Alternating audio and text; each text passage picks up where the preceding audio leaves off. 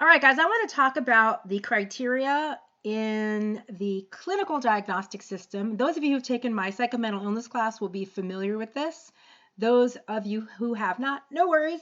I'm going to explain it regardless. And I'm going to add some things to it that I may not have talked about in my mental illness class in the context of this class. So you may have heard some of this before, you may have not, depending on whether you took my class. In the DSM-5, there is a diagnostic category for substance use disorders, and the DSM-5 provides a definition to work with of what this means.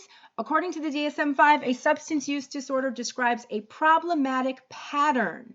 So one important component, pattern. It's not a one-time use. It's a pattern of use that is problematic of using alcohol or another substance that results in impairment in daily life or noticeable distress. So notice it's an either or here.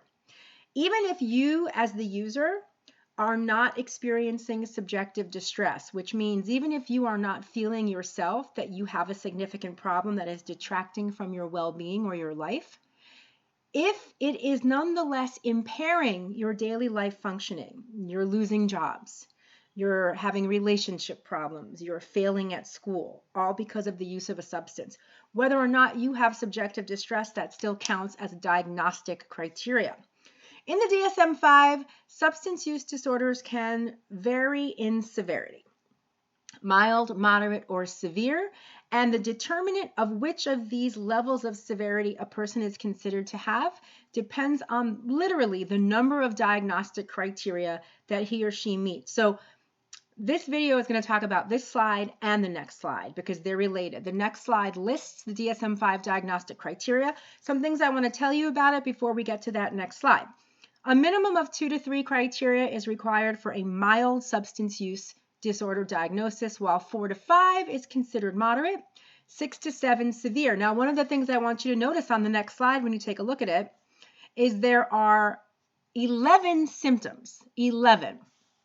But in the DSM-5, you only need 2 of those 11 to be considered mild substance use disorder.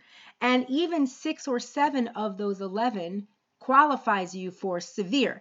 It does not dictate which of these you have to experience. It's literally any 2 or 3 for mild, any 4 or 5 for moderate, any 6 or 7 for severe. Next, disorders are diagnosed by substance separately. So, for example, let's say you met the criteria for 6 of those 11 criteria, specifically with regard to alcohol. You would get a diagnosis of alcohol use disorder, and then it would be alcohol use disorder, severe, because of the number. So the symptoms themselves of the 11 are the same regardless of the substance, but they are determined with regard to a specific substance or substances, and then that's the disorder label that you get with the level of severity based on the number of the symptoms that you exhibit also indicated. Okay, so another thing I want to mention to you is many of you drink coffee, because the first half of the semester, you know, I always brought coffee to class. I love my coffee, my Timmy Ho, my Tim Hortons. I do love my coffee. Many of us are coffee drinkers, and there's been a lot of debate as to whether or not caffeine should be counted amongst the substances one can become addicted to. Technically, no. A lot of research has indicated, we'll talk more about this when we get to the reward pathways in the brain as they relate to the biologic components of addiction. Technically, caffeine does not work on the reward pathways of the brain the way that most drugs of addiction do, like alcohol, nicotine, heroin, etc. What caffeine does is it blocks receptors in our brain known as adenosine receptors. The reason many people cannot sleep when they drink large amounts of caffeine is that adenosine helps to make you drowsy and fall into a sleep state. Caffeine blocks these receptors so that the adenosine cannot bind to the receptor, thus you stay awake because the caffeine is taking the place of where the adenosine would bind. So classic drugs of abuse that get diagnosed have a much more intense, much stronger impact on the reward activity center of the brain, particularly with regard to dopamine, which is an important neurotransmitter. So we're going to come back to that when we talk about reward pathways and addiction later, but I was just going to tell you that for those of you who are curious about whether you can become addicted to caffeine. So although caffeine fulfills some of the criteria for potential substance use problems, and it does share with certain drugs like amphetamine and cocaine, a certain level of influence on the dopamine pathways in the brain, it doesn't really impact the structures in the reward system that are most closely aligned with substance use disorders, particularly a structure known as the nucleus accumbens, which we will come back to later. So if you want to drink your coffee, I say go for it. Drink your coffee, whether you're a Starbucks fan or a Timmy Hortons fan or whatever you do. Dunkin' Donuts, although that's not as popular in this part of the world. It is actually, well, not world, but this part of the country. My son Sam goes to school at the University of New Hampshire, and they have Dunkin' Donuts everywhere like we have Tim Hortons. So drink your coffee and enjoy it. And let's take a look at the next slide. 11, as I said, criteria in the DSM within the last year. So we are looking at, with regard to a specific substance or substances within the last year, have you exhibited any number of these to qualify for mild versus moderate versus severe substance use disorder? Consuming more alcohol or other substances than originally planned? Worrying about stopping or consistently failed efforts to control one's use, meaning you've thought a lot about the fact that you need to stop, that you're using too much, but you seem to have difficulty actually stopping, even though you tell yourself you should. Spending a large amount of time using drugs and alcohol or doing whatever is needed to obtain them, so your life is focused on how do I access the next one and the next one and the next one and the next one instead of other things in your life. Use of the substance results in failure to fulfill major role obligations. So like I said, you're not doing things at home with your family, your kids as a parent, or your significant other as a partner. Your work life is being interrupted by your use of the substance, your schoolwork, whatever. It's interrupting your fulfillment of life roles. Craving of the substance. So here we mean craving, we refer to as an extremely strong desire to use that you have difficulty resisting. Okay. Continuing the use of a substance despite health problems caused or worsened by the use of the substance. This can mean mental health problems. This can mean physical health problems. So for example, and we're not just talking about, by the way, illegal substances. Nicotine is addictive, but it's legal. Alcohol is addictive, but it's legal. The determinant here is not the legality of the substance. So let's say you're smoking and your doctor has told you that you have a heart condition. And if you continue to smoke, you risk a heart attack or even cardiac mortality. And yet you still keep smoking because you cannot stop, even though you recognize the health problems. Or you're experiencing psychological problems, like every time you come down from your use of cocaine, you have severe depression or you can't sleep. Or you're having anxiety, or you're blacking out from alcohol use. These all count. Continuing the use of a substance despite its having negative effects in relationships with others. So you're fighting constantly, for example, with your family and your friends and your significant other because of your use of the substance.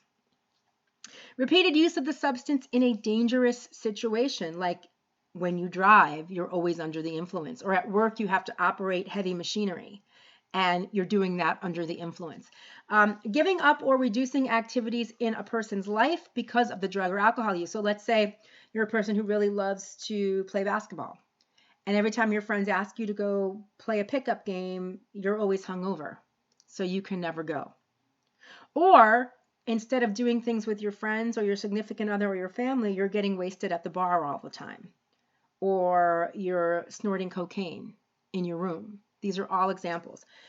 Then finally, tolerance and withdrawal. Now, in the DSM-4, those of you who have taken my mental illness class know, in the DSM-4, which was the prior diagnostic and statistical manual before DSM-5 was revised as the new revision, tolerance and withdrawal were considered critical in distinguishing between a more severe form of substance problems and a less severe form, with the more severe form being if you had tolerance and withdrawal, because that indicated not only psychological and social forms of addiction related to the substance, but physiological changes in the brain and body. DSM-5 does not distinguish severity along those lines. Tolerance and withdrawal are just considered 2 more of the 11 criteria that one could experience to collectively add to a mild, moderate, or severe form of substance use. So tolerance means the level of the drug or alcohol that previously created a response in you no longer does.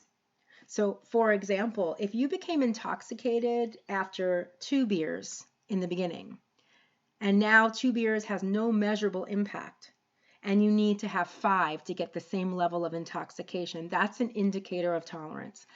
Withdrawal happens when you stop using the substance.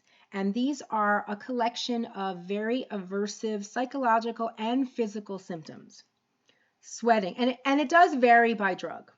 So things like sweating, gastrointestinal upset and constipation, severe migraines or headaches, shaking, confusion, dizziness, crashing, sleep problems. I mean, I didn't even name all of them. There are quite a number, and they vary to some extent by substance. But the point is, if you're experiencing these aversive symptoms when you try to stop using the substance, that's an indicator that your body has become too reliant on it, too accustomed to it, and it goes through this withdrawal process where it cannot function without adversity in terms of the way it functions and the symptoms it exhibits if the drug or alcohol is not being ingested.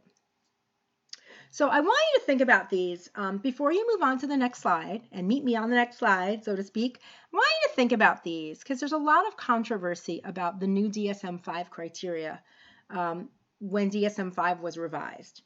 Some people say these are too vague and context dependent, and somebody who really doesn't have a problem would be diagnosed as having a problem if these are taken out of context. For example, some people say that college students who are experimenting with alcohol and don't actually have a drinking problem could be diagnosed as having a mild alcohol use disorder using this vague criteria without taking context into consideration. Others have a problem with the fact that these are all treated as equally serious rather than some being considered more serious than others, like the tolerance and withdrawal versus some of the other symptoms. Some people say that these are difficult to really apply without consideration of really the specific context in which this is taking place. So if you would, if we were in class together, I would ask you to raise your hand and talk to me about this criteria and see what some of the problems you believe there to be and whether you think they could be easily applied and whether you think they would possibly diagnose some people as having, say, a mild substance use disorder, or even a moderate one for that matter, or severe, who you don't think deserve that level of severity in the diagnosis. So since we're not together in the same room and I can't hear your answer, please do take a moment to think about it and think about whether you think this criteria could be problematic in terms of how it's applied and how it's interpreted. And when you've done that thinking, meet me on the next slide.